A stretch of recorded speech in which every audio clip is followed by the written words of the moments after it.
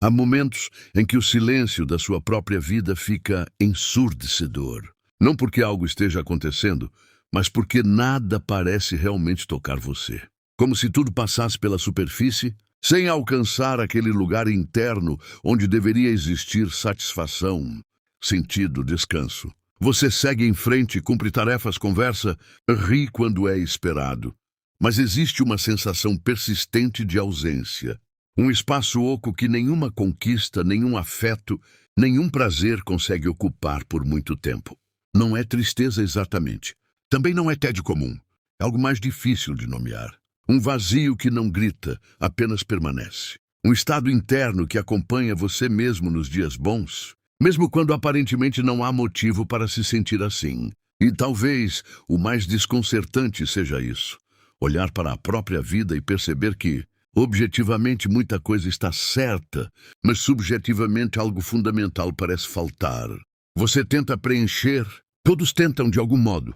Alguns mergulham em trabalho, outros em relacionamentos, distrações, metas, consumo, validação.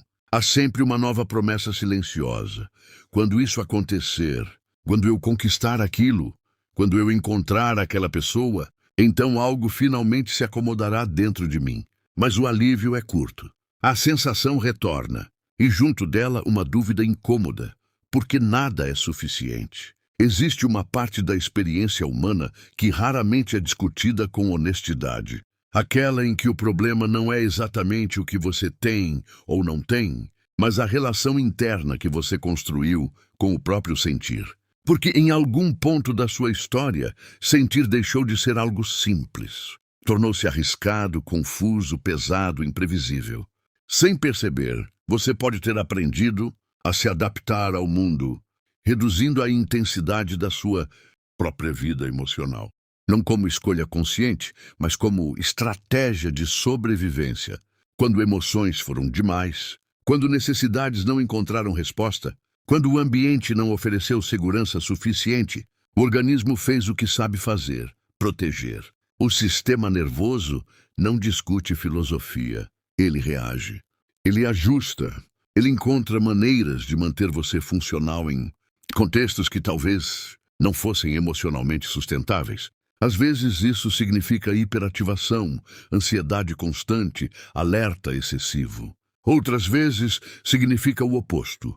Entorpecimento, distanciamento, uma espécie de amortecimento interno que diminui tanto a dor quanto o prazer.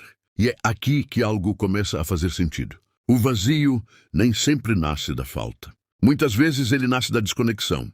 Quando você se afasta de partes importantes de si, desejos, vulnerabilidades, raiva legítima, tristeza não elaborada, necessidades emocionais profundas, cria-se um espaço interno estranho. Não é ausência de conteúdo, mas ausência de contato. Como uma casa cheia de objetos, porém sem ninguém habitando verdadeiramente os cômodos. Carl Jung descreveu algo semelhante ao falar da sombra. Aspectos da personalidade que foram reprimidos, negados ou simplesmente esquecidos para que o indivíduo pudesse se adaptar às exigências externas. Não se trata apenas de traços negativos. A sombra também abriga vitalidade, espontaneidade, criatividade, sensibilidade. Tudo aquilo que em algum momento não encontrou lugar seguro para existir. O problema é que o que é excluído não desaparece, apenas deixa de ser integrado.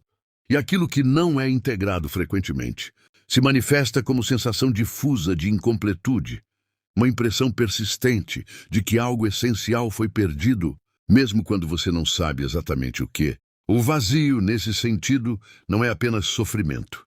É também um sinal, uma mensagem silenciosa de que partes da sua experiência interna ficaram pelo caminho, mas reconhecer isso não é simples. Porque durante muito tempo essa adaptação foi necessária. Ela permitiu que você seguisse em frente, que funcionasse, que fosse aceito, que evitasse dores talvez insuportáveis naquele momento. Houve inteligência nisso. Houve proteção. Ainda assim, toda estratégia de sobrevivência tem um custo. O custo de não sentir plenamente é não viver plenamente. O custo de não acessar certas emoções é também limitar a capacidade de experimentar alegria, conexão, entusiasmo genuíno. O custo de manter-se constantemente ocupado, distraído ou anestesiado é perder intimidade com o próprio mundo interno. Com o tempo, você pode se tornar extremamente competente em continuar, extremamente habilidoso em manter a vida em movimento. Mas internamente, algo começa a aparecer, mecânico, repetitivo. Como? Se você estivesse sempre perseguindo algo que nunca chega a se estabelecer. E então surge aquela sensação difícil de explicar. Minha vida não é ruim, mas não parece realmente minha. Na vida adulta, isso assume formas curiosas. Você pode construir relacionamentos e ainda assim sentir-se só.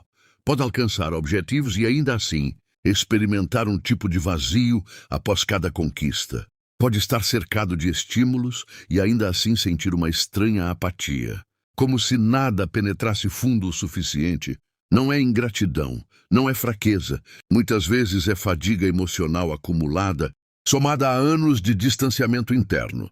Você aprende a desempenhar papéis, profissional eficiente, parceiro presente, amigo agradável, e desempenha bem. Mas existe uma diferença sutil entre funcionar e sentir-se vivo, entre cumprir expectativas e experimentar significado, entre existir e habitar a própria existência. O vazio aparece justamente nesse intervalo.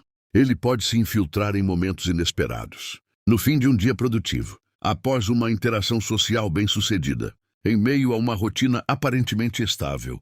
É como uma pausa interna em que algo dentro de você sussurra que há uma distância entre o que acontece fora e o que acontece dentro. E talvez a parte mais delicada seja esta. Tentar preencher o vazio com mais do mesmo frequentemente o intensifica. Mas trabalho não resolve uma desconexão emocional. Mas distração não cura uma ausência de contato interno. Mas validação externa não substitui uma relação enfraquecida consigo mesmo. Pelo contrário, pode reforçar a sensação de que você está sempre correndo atrás de algo, que não toca o centro real da experiência. Porque o vazio não é um buraco a ser preenchido.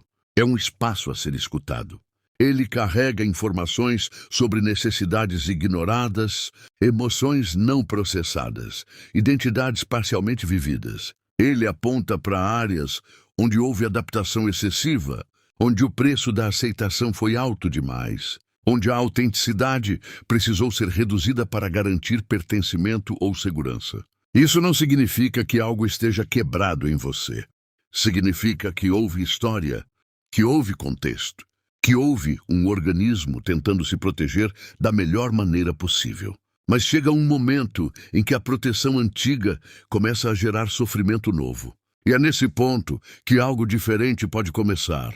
Não como solução rápida, não como promessa motivacional, mas como processo de reconexão. Um movimento gradual de voltar a sentir, a perceber, a tolerar experiências internas que talvez tenham sido evitadas por muito tempo. Um caminho delicado de reintegração.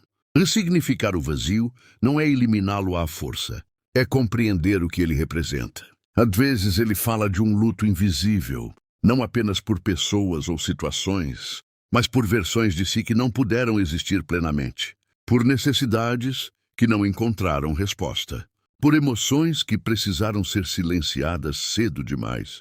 Às vezes ele fala de uma vida construída, mais em função de expectativas externas do que de uma escuta interna genuína, de escolhas feitas para sobreviver, não necessariamente para florescer. E, curiosamente, o vazio pode se transformar quando deixa de ser tratado como inimigo. Quando você começa a olhar para ele, não como prova de inadequação, mas como sinal de profundidade. Como indicação de que existe em você uma necessidade legítima de sentido, de autenticidade, de integração. Como evidência de que sua psique não se satisfaz apenas com funcionamento automático. Existe algo profundamente humano nessa experiência. O impulso de buscar significado, de querer sentir que a própria vida não é apenas uma sequência de tarefas e distrações, mas uma expressão coerente de quem você é. Jung chamou esse movimento de individuação, o processo contínuo de tornar-se quem se é em essência, integrando partes conscientes e inconscientes da personalidade. O vazio frequentemente aparece quando esse processo é ignorado por tempo demais. Ele não exige respostas imediatas. Exige presença. Exige a coragem silenciosa de diminuir o ruído externo e suportar, ao menos por instantes, o contato com o que emerge internamente. Sensações, memórias, desconfortos, desejos confusos. Tudo aquilo que talvez tenha sido mantido à distância em nome da funcionalidade. Porque, paradoxalmente, é nesse contato que algo começa a se preencher. Não com estímulos, mas com conexão. Não com distrações, mas com consciência. Não com promessas grandiosas, mas com pequenas reconciliações internas. Reconhecer emoções sem se julgar por senti-las. Admitir necessidades sem reduzi-las à fraqueza. Perceber padrões sem se condenar por tê-los desenvolvido. O vazio perde parte de sua força quando deixa de ser um mistério ameaçador e passa a ser um território de investigação gentil. Ele deixa de ser apenas ausência e começa a revelar-se como espaço de possibilidade. Porque dentro dele existem partes suas esperando reintegração. Aspectos esquecidos, desejos negligenciados, sensibilidades amortecidas. Verdades internas que talvez nunca tenham sido plenamente escutadas. E não há nada de errado em levar tempo para isso. Integração não é evento, é caminho. Um caminho em que, gradualmente, a vida deixa de ser apenas algo que acontece com você e começa a ser algo que emerge de você, onde satisfação não depende exclusivamente de circunstâncias externas, mas da qualidade do vínculo que você constrói com seu próprio mundo interno. O vazio, então, já não é apenas dor, torna-se também convite. Convite para retornar, para habitar. Para reconstruir uma intimidade consigo, mesmo que talvez tenha sido interrompida, há muito tempo.